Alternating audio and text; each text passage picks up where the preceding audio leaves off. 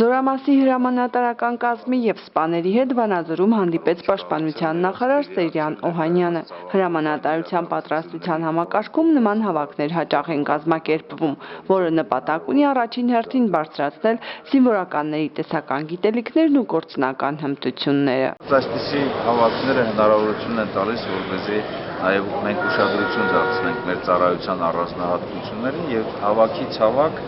նոր մոտեցումներ ցուցաբերենք պարապմունքների անցկացմանը, նորություններ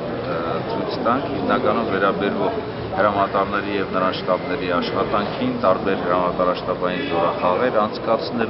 անցկացնելուն եւ մեր գործունեության տարբեր ոլորտներին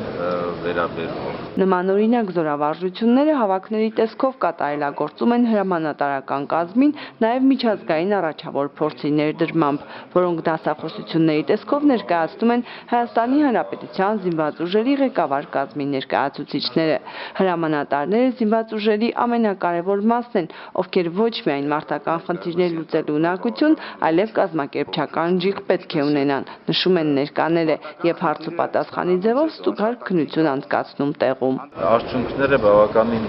դրական են, բայց նաև կան գնահատականներ, որը ղեկավարներին եւ ինձ չեն գոհացնում, այն ցույցումներ տվեցին, որ հրամանատարները որոշ ժամանակ հետո նախապատրաստեն եւ վերահանձեն։ Այսինքն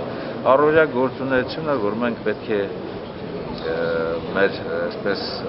վերահսկողության ներքո պահենք եւ բարձրացնենք մեր զինված ուժերի ամենակարևոր օղակների, հրամանատարների